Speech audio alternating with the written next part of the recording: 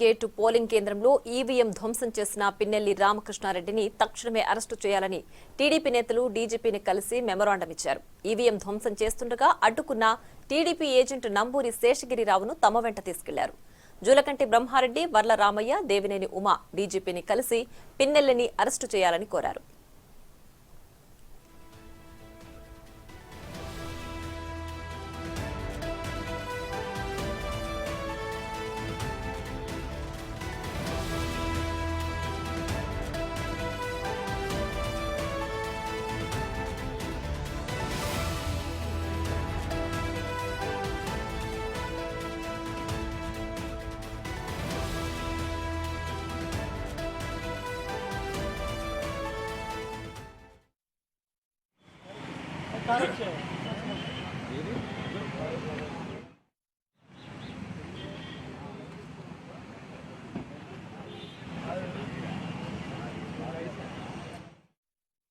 DGP గారికి ఇవన్నీ కూడా సవివరంగా తెలియజేయడం జరిగింది.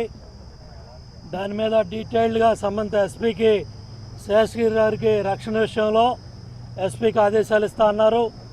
అట్లాగే అన్ని కేసులు కూడా ఎక్కడైతే 307 పెట్టలేదో, ఎక్కడైతే మిస్ అయిందో, ఎక్కడైనా ఉద్దేశపూర్వకంగా తప్పులు చేసిన అన్ని కూడా సర్దిద్దుతామని డీజీపీ గారు హామీ ఇవ్వడం జరిగింది. అన్నిటికన్నా విచిత్రం ఏంటంటే 13వ తారీఖు 12 గంటలకి ఈవీఎంలు పగలగొట్టారు. 14వ తారీఖు కేసు పెట్టాల, 15వ తారీఖు వీఆర్ఓ కేసు పెట్టాడు. ఏమని? గుర్తు తెలియని వ్యక్తులు ఈవీఎంలు పగలగొట్టారని. అక్కడ ఏపీఓ ఉన్నాడు, పీఓ ఉన్నాడు, నియోజకవర్గంలో రిటర్నింగ్ ఆఫీసర్ ఉన్నాడు, అట్లాగే జిల్లాలో డిస్ట్రిక్ట్ ఎలక్షన్ ఆఫీసర్ కలెక్టర్ ఉన్నాడు, అట్లాగే సిఇఓ ఎన్నికల అధికారులు ఉన్నారు. ఇదంతా కూడా వెబ్ కెమెరాల్లో టోటల్గా అన్ని ప్రాంతాల్లో ఈ అరాచకం అన్ని ప్రాంతాల్లో కనపడింది ముఖ్య అధికారులందరికీ. కానీ మొన్న సిట్ వెళ్ళి కొత్త ఎస్పీ వెళ్ళి జాయిన్ అయ్యేదాకా, నిన్న సాయంత్రం దాకా ఈ సీసీ ఫుటేజ్ బయటికి రాలేదు.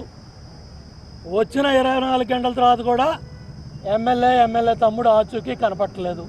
సో ఇవన్నీ కూడా సవివరంగా తెలియజేశాం.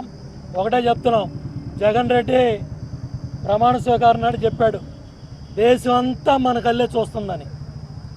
ఉదయం ఎన్నికల అధికారి కూడా అదే చెప్పాడు. అన్ని రాష్ట్రాల ఎలక్షన్ అధికారులు రాష్ట్ర ఎన్నికల అధికారులకు అడుగుతున్నారంట రాష్ట్రంలో ఏం జరుగుతుంది. ఒక పోటీ చేసిన అభ్యర్థి తెనాల్లో శివకుమార్ ఓటేయడానికి వచ్చిన ఓటర్ని చెంపదెబ్బ కొట్టాడు ఎలక్షన్ బూత్లో ఓటేసే దగ్గర. ఇది దేశం అంతా కూడా ఆంధ్ర రాష్ట్రం కల్లే చూసింది. మళ్ళీ రెండోసారి దేశం అంతా ఈ రాష్ట్రం కల్లే చూసింది.